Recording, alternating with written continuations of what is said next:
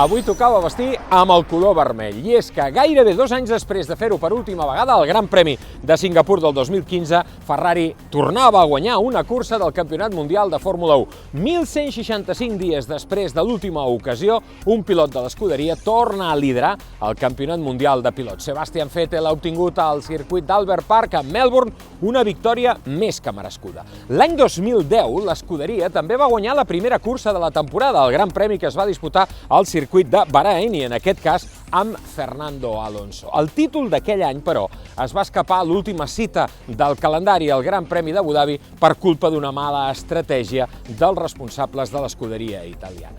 Aquest factor, l'estratègia, ha donat aquesta vegada la victòria a Ferrari amb un brillantíssim Sebastian Vettel. El seu màxim opositor, Lewis Hamilton, que havia assolit la pole position, es va posar nerviós, va entrar massa aviat a canviar els pneumàtics i en tornar a la pista ho va fer darrere d'un genial Max Verstappen que l'ha estat taponant durant unes quantes voltes i amb un Vettel que ha sabut esperar el seu moment per canviar les rodes. L'estratègia ha estat fonamental per donar la raó als que deien que aquest any veuríem una Fórmula 1 diferent. De moment el que hem vist és com per primera vegada en 3 anys Mercedes no ha exercit aquella hegemonia que havia acreditat anteriorment, i això ens fa pensar que arribarem al Gran Premi d'Espanya al mes de maig al circuit de Barcelona-Catalunya amb la situació del campionat clarament emocionant, amb una posició molt diferent al d'altres temporades. Els pilots espanyols, amb Carlos Sainz a la 8ª posició, han demostrat que el seu Toro Rosso necessita més velocitat punta. Fernando Alonso ha hagut d'abandonar a poques voltes del final quan ocupava la 10ª posició després de fer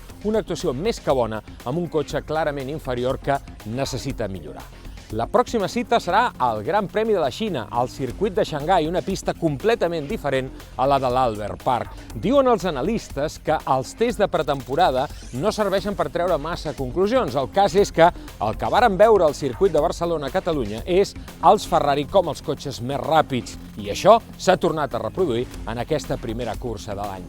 Què ens portarà, què ens donarà de sí aquest Gran Premi de la Xina? Ho veurem d'aquí 2 setmanes i després ho analitzarem aquí al blog del circuit de Barcelona-Catalunya.